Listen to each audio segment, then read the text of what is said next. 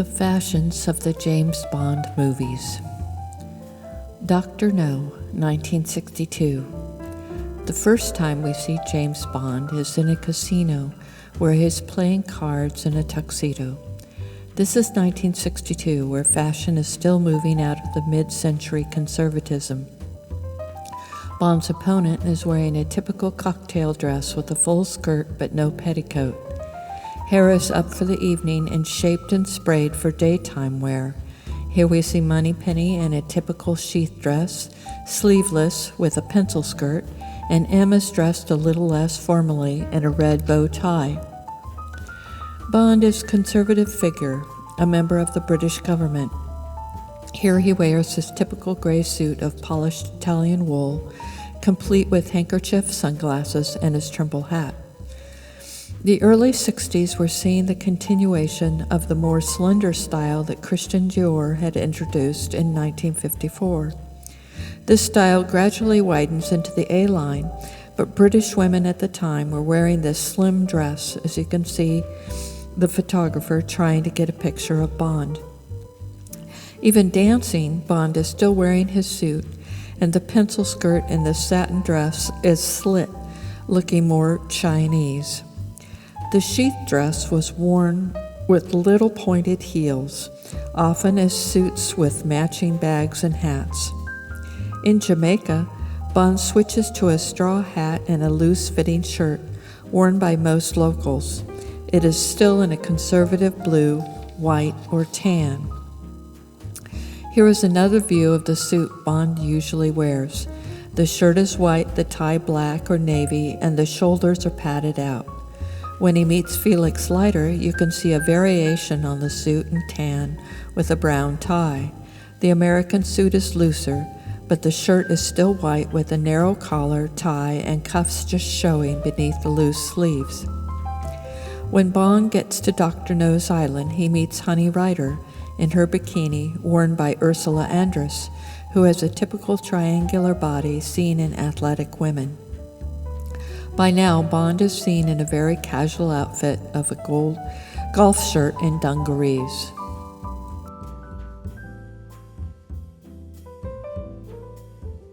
From Russia with Love, 1963. This story is about the Russian woman Tatiana Romanova giving over a coding machine to Bond. She is played by the actress Daniela Bianchi and is conservative but young in dress and color. She is a secretary and is dressed as a professional in the 1960s suit with pencil skirt just beginning to loosen up into the more boxy styles popular in the States.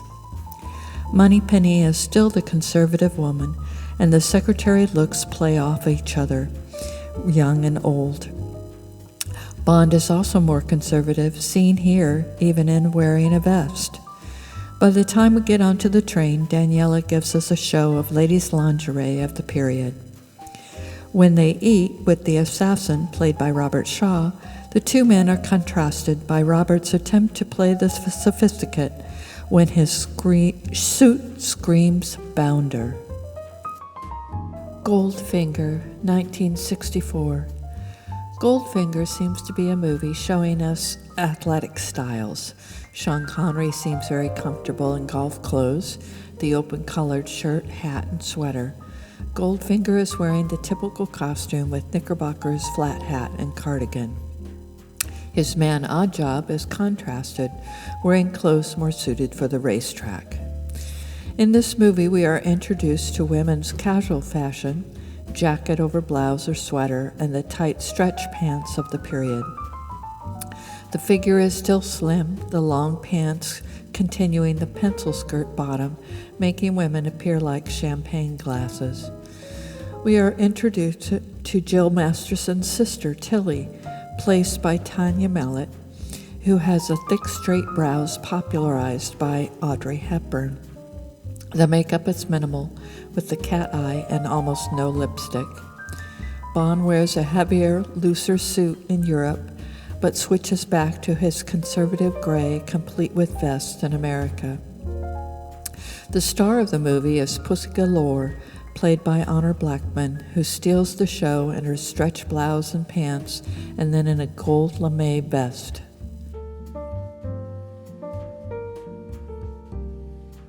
Thunderball, 1965. By 1965, Bond's suit has become more boxy, the white shirt replaced by blue. His casual wear is also less conservative, striped shirts, and then Q shows up in a Hawaiian print shirt. The women are still wearing the 50s costume with headscarves and gloves, but the eye makeup is much heavier, leaning towards the dramatic. In the Bahamas, the colors are brighter and more vivid. The vivid colors are contrasted with the black and white worn by Domino. Off the beach, evening wear in the casinos becomes more conservative, Domino appearing in white. Fiona, who acts as a henchman for Emilia Largo, played by Luciana Paluzzi, matches his own eye patch with her own dark charm. She appears in biker's leathers and then in a turquoise boa. She and Claudine Ogre wear the cat eye, heavier now, with the peach and pink lipstick popular in the mid-60s. The hair is subdued, a flip or a French roll. The dresses are more full for evening, but still form-fitting for day wear.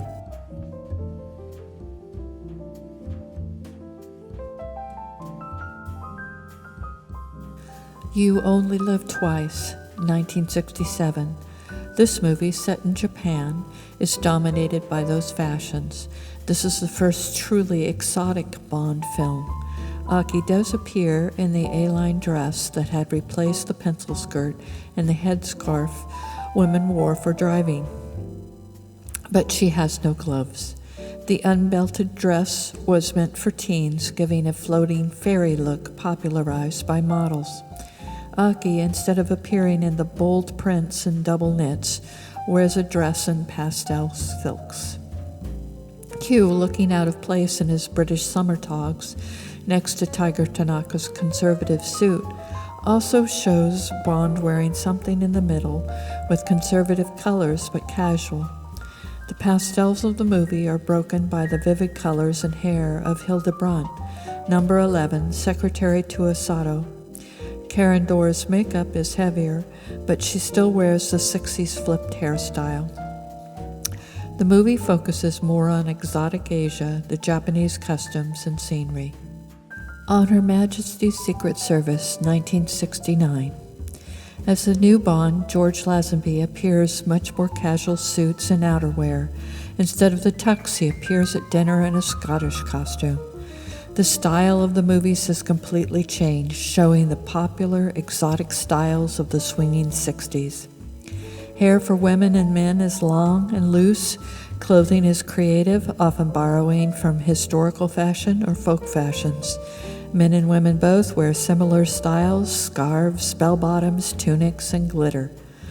Bold colors, prints, and knits are also everywhere, breaking out of the teen fashion into the general public. Skirts grow short, worn with knee socks, boots, or exotic tights, often in lace. Shoes, dress, suits, and hats are boxy, practical, fun, and theatric, as if all of culture is at a circus. Bond still appears in his suit, but at his side, Diana Rigg steals the show. Her style is reflected in the movie, active and dramatic. She wears bolero costumes, shimmering kaftans, and ultimately a wedding costume of lacy pants that only Diana could pull off with a panache that made her famous. Diamonds Are Forever, 1971. This movie saw the return of Sean Connery and the appearance of the leisure suit. The suit was a casual jacket, like a bush jacket, over a polyester shirt with matching pants. It also came in a short-sleeved jacket with no shirt. In this movie, Bond appears in the desert of Nevada in white. His jackets are not just tropical, but bright white to match the movie's color choices. Jill St. John, as Tiffany Case, also wears white in Nevada, in a double-knit pantsuit over a peach top with black collar. The double-knit dress and pantsuit was all the rage, usually in loud prints or geometrical shapes. Most were tacky and hard to wear, and some were surprisingly flattering. The black and white motif shows up in the double set of villains, here in Bambi and Thumper, who guard the Nevada house. We first see Tiffany as a blonde, then as a brunette, then as a redhead. She wears the heavy eye makeup and the softer hair of the early 70s and the spiky false eyelashes with pink or coral lipstick. The more formal dresses are black, soft, and exotic, but Tiffany's bathing suit has the same geometric cut and nod to the party mismatch of the Middle Ages. Live and Let Die, 1973. Also set in the States, this movie introduces Roger Moore as the new Bond and a new look with a blue suit and a loud tie. Gone are the hats, gloves, and scarves of the early movies as we are introduced to a new kind of villain and a new situation where Bond fights against individuals and not against the Soviet Union.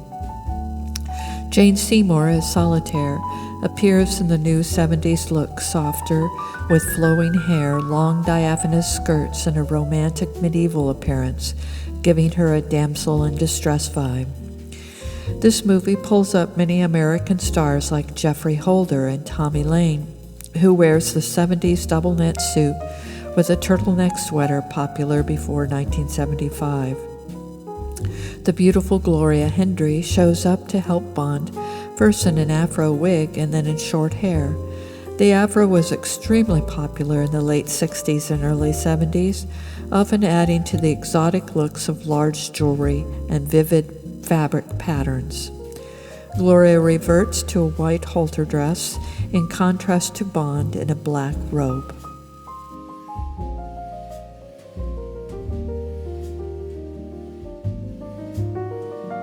Man with the Golden Gun, 1974. This movie, set in Asia, sees Bond again in the tropical suit, but also in many more casual outfits like the safari shirt and other leisure wear. The two Bond girls, both Scandinavian, show in golden tans mandatory for the 70s. Britt Eklund, as Goodnight, appears in long blonde hair and tropical shirts and swimwear. The look is softer, gathered at the waist, blouse or a shirt dress. The colors are more soft, and gone are the large geometric prints. The look is floral and smaller prints or single knit fabrics or cottons. Maud Adams shows the 70s look even better than Britt. The floppy hat was popular with the large brim over long soft hair and the sharp features exaggerated by the thin eyebrows, minimal makeup that sculpted the features. The halter top continues from the earlier years in this decade, but is softer. The top was worn with bell-bottom pants or in a dress with clean skirt. Bell-bottoms, maxi skirts, soft tops draped to the waist, large floppy hats. The look was feminine, soft, and romantic. The Spy Who Loved Me, 1977. In 1977, we see the softer styles get a little more sleek. The dresses are still gathered, but also falling away into a barely there dress like this evening dress worn by XXX. Small changes from the 60s stick to the movies, such as M now wearing a louder tie. The long, loose look is also quirky, like we see in the sudden passion for crochet here in the crocheted skull cap. The other holdover from the 60s is the boho kaftan, or loose robe. It is one of the only foreign pieces to survive the damping down of the Romantic era, appearing in many of the movies as women's loungewear or beachwear. It is the tea dress of the 20th century. Makeup continues to be sculptured, with spiky mascara and the larger lip. Although the smaller lips are still preferred, the emphasis is on the cheeks and the deep-set, heavy-lidded eye.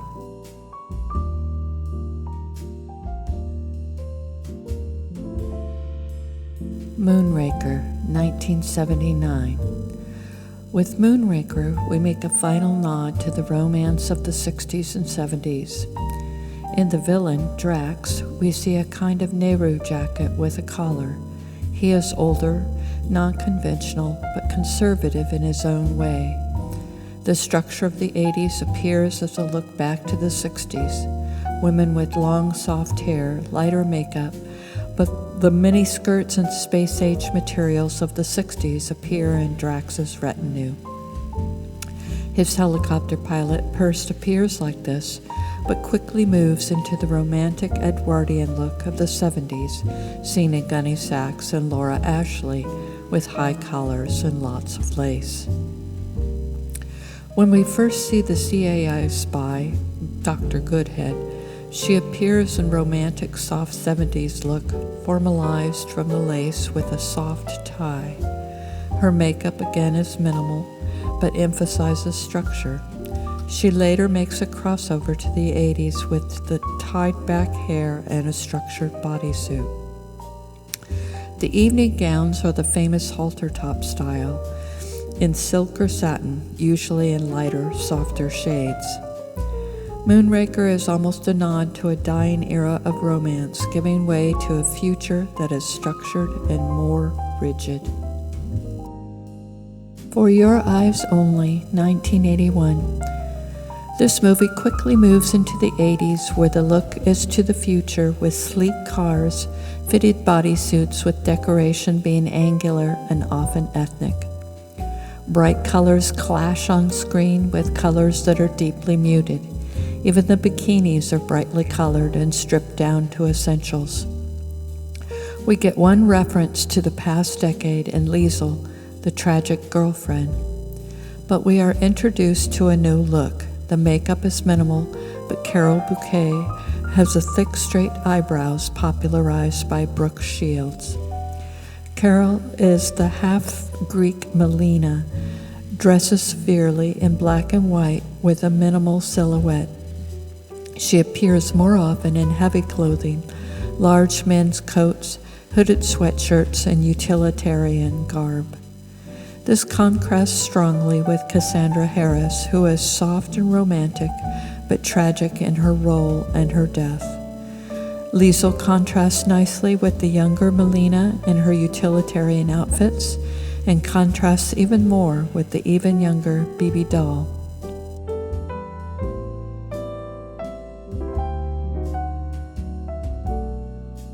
Octopussy, 1983. Set in India, this movie doesn't offer much in the way of fashion, except in the black and white and primary colors of the 80s. We are introduced to tennis star Vijay, who appears in a double-breasted blazer, conservative in the extreme. Christina Wayburn and Maud Adams appear in this film, also dressing conservatively, and in white, silver, or black evening dress, often shiny or glittery. Most of Maud's girls appear in Indian costume or in brilliant uniforms, bodysuits in red covered with veils of black, or in circus attire. Never Say Never Again, 1983. This film, a remake of Thunderball, stars Sean Connery, seen here in a tropical suit in white. This film is one of the first to show a villain in casual attire.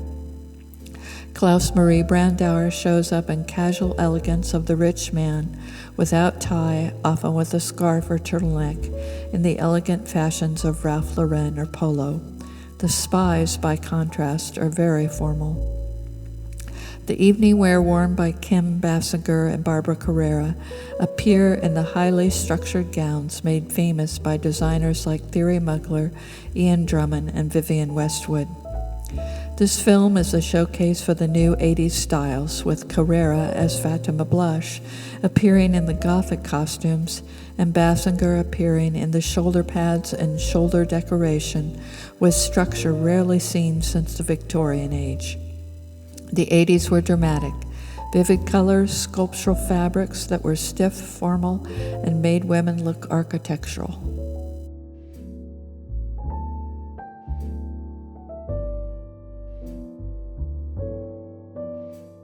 A View to a Kill, 1985. Geologist Stacy Sutton, played by Tanya Roberts, appears in this film in clothing more suited to the 70s, soft pastels and halters. Although this film has the great villain actor Christopher Walken as Max Zorin, he is upstaged by his accomplice Mayday, played by Grace Jones.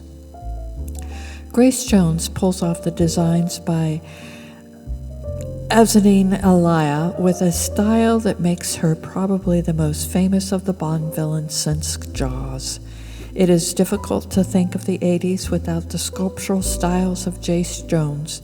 Even her hair is angular or styled in rolls and interesting shapes.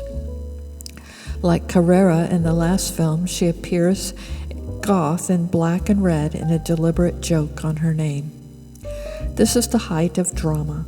Runways were filled with creative ways to design a suit. Not since the 60s was fashion so playful costumes, looking anything from a circus to space-age antics. By contrast, Mayday's henchmen are conservative, affecting costumes of the very rich in riding clothes or suits. The Living Daylights, 1987. The end of the 80s saw an end to the party, and Bond reflected that as Timothy Dalton played a more serious character. His suits are conservative with narrow ties, white shirts, also seen in the villains. Although women's fashion continued to be colorful, the tone of this movie is more subdued. Miriam Dabo, as the cellist Kara, dresses in neutrals except for one blue outfit. Although the colors are more subdued, the structural elements of suits and dresses grew even more pronounced, dominated by shoulder pads. Bond's suits and coats are heavily padded out, and Dabo's dresses are similar to runway fashions, where shoulders were draped in asymmetric styles. Skirts became narrow, and fashions were wool or knits that could be easily shaped. Hair was still structural as well, updos moosed or clipped, or hair short and blown dry. Even the jewelry was still dramatic, although less colorful. License to Kill, 1989. This movie is a study in contrasts. The men are seen now in the suits made casual by the loss of the tie. The villains and Bond look very much alike as the decade comes to an end, with the casual unisex looks getting prevalent. The collared shirt is blue or white, the suits are neutral. The once formal uniform is made more universal. This is contrasted by Q still wearing a tie and the ultra-formal wedding attire. Carrie Lowell appears as a CIA pilot, first as a typical American woman fresh off the farm, wide-eyed and casual. She quickly gets serious, wearing American clothes still, able to flirt and fight. Then she cuts her hair into the 80s unisex pixie, but appears in a spangled gown. But the structure and drama are gone. Evening clothes are fitted and dramatic only in the sparkly knit fabrics. This decade saw the rise of cross-dressing extremes, where women finally tossed aside most feminine clothing, focused more on hair and makeup, making them look different from men.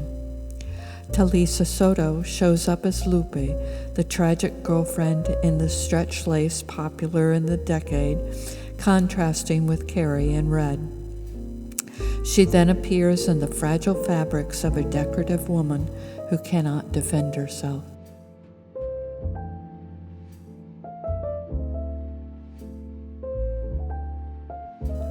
GoldenEye, 1995. Here we get a new Bond, more formal but less serious. He is dressed in utilitarian garments, or the most formal of the daytime suit, dark with matching vest and a subtly patterned tie. And we get a new M in Judi Dench. An accountant, she has taken over the office and must appear in conservative attire suitable for a woman, but a power suit in its own right with padded shoulders, closed like a military uniform. In GoldenEye, we see the rise of the geek culture to the big screen. No longer are we seeing Zoran in business attire, but Boris Grishenko in a t-shirt or hoodie. His co-worker, the victim Natalia, is a non-entity in pale colors next to the showstopper, Famke Janssen as Xenia. Famke demonstrates the continuing 80s vibe, toned in color now, but still playing with shapes and silhouettes on the runway. Xenia opts for the black of the dominatrix, or the flashback to the glamour of the 50s with a sexual twist. She convinces us of her power and her competence, contrasted with Natalia, whose soft sweater makes her look like a bunny next to a snake. Tomorrow Never Dies, 1997. As the end of the century nears, we see a loss of color. The shoulder pads are still there for men, the British in ties, the bad guys less formal or more creative. Elliot Carver gives a nod to Steve Jobs in his high black turtleneck coat, and Stomper is like a rich Olympian gone bad. Even the blues and reds are subdued, except for Q in a jacket and tie so bright they hurt the eyes. Both Terry Hatcher and Michelle Yeoh appear in slinky knit dresses of the 90s, evening wear, Terry as Paris Carver in black and Michelle in silver. Michelle, like Carol Bouquet, is an action star and rarely appears in anything impractical. The turn of the century saw the death of color in the runway. Colors were renamed mocha, cloud gray, bronze, cream. The shine stayed, but it was metallic rather than brilliant. Leather was either suede or brilliantly finished, but in black, white, or dulled metallics and neutrals.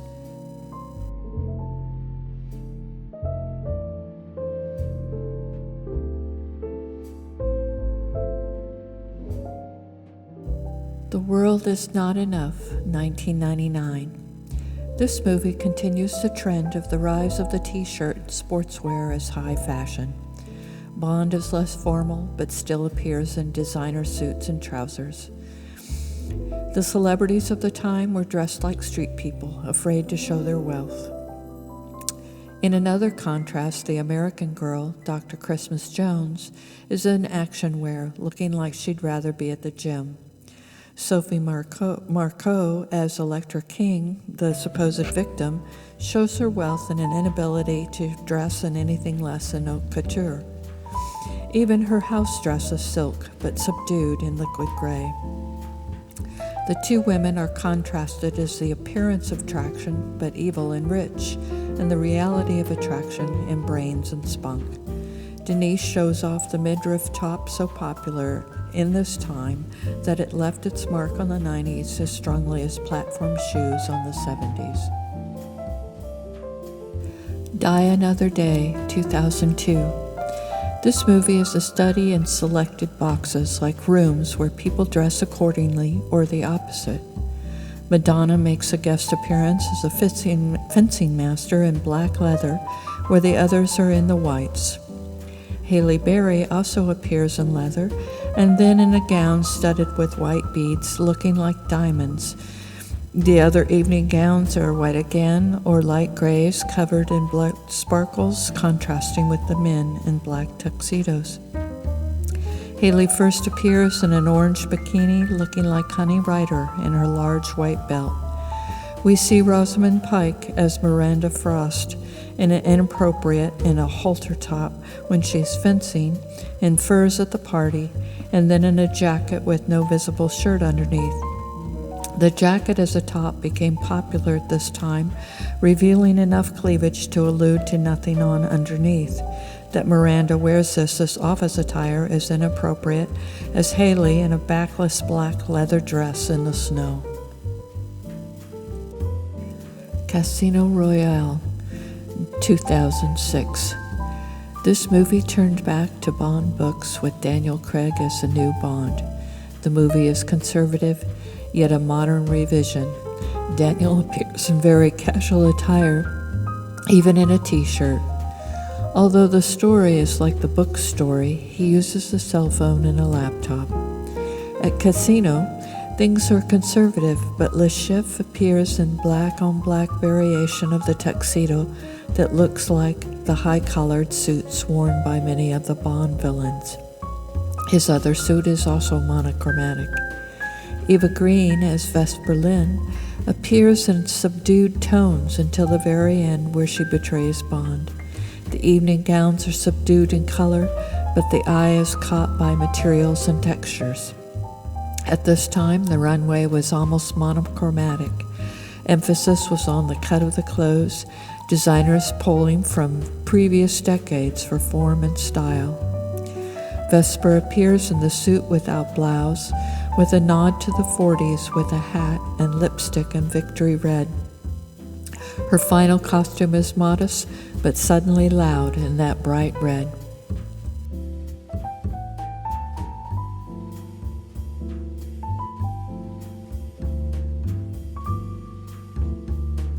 Quantum of Solace, 2008. Although Craig appears in very casual attire in this movie, his suits are different. No vest, different cut, and a nod to current style in the fabric and monochromatic tie. M is also in neutrals, as well as Q, both appearing very serious. Gemma Atherton as Strawberry Fields appears in neutral brown shades, and Camille Montes appears in orange so dull that it is almost tan. This movie shows a wide range of fashion, from the very chic to the bottom grubby clothing of the poor, also showing Bond and the women, from the elegant to the barely surviving.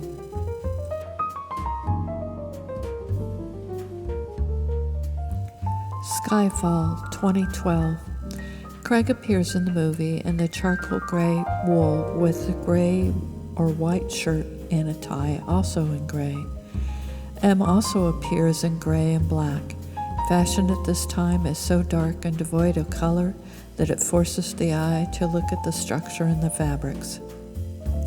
Naomi Harris as Moneypenny again appears in dull orange, bronze, and dull gold and yellow. We enjoy the way her dresses shift and catch the light as she moves from evening to office. When we see her in red, it is almost a relief. Berenice Marlowe is as Severine first appears in black evening wear, shifts to bright red, and then to a darker red for her death scene. Her dresses are form-fitting and conservative, showing her more as a victim than a willing participant. Spectre, 2015.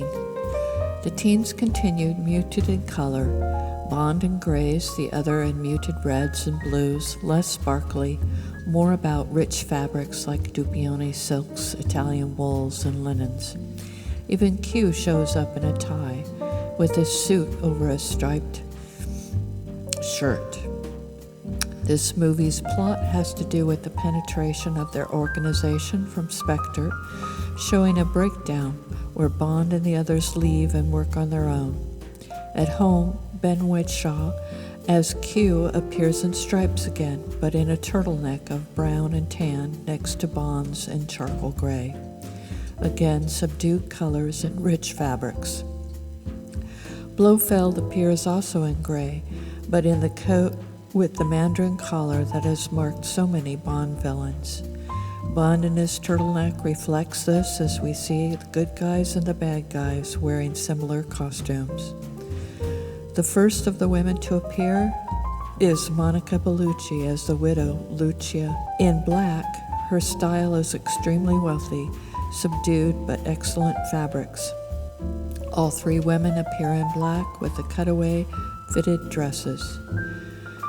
Léa Seydoux as Madeleine Swan appears less brittle and more adaptable in khaki and cream until we see her in the ice gray satin evening gown that hides nothing but clings to her in a fashion statement that says, "This is all there is."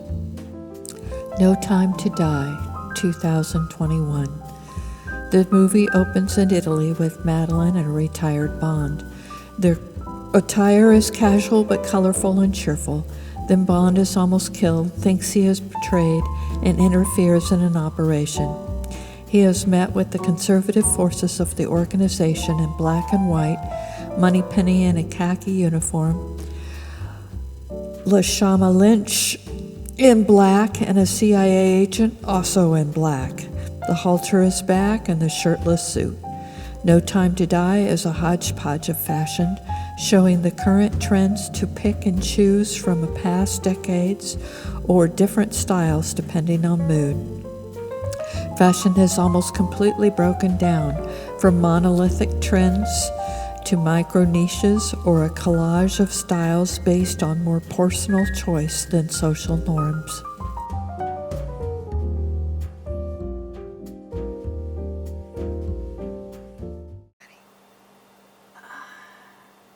Hello, Money Penny. Hi, Bond. How are you?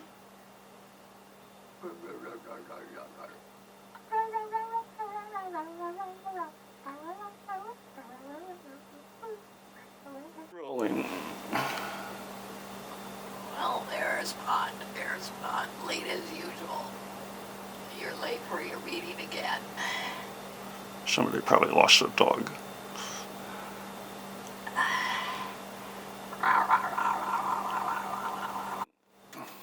See, there he is.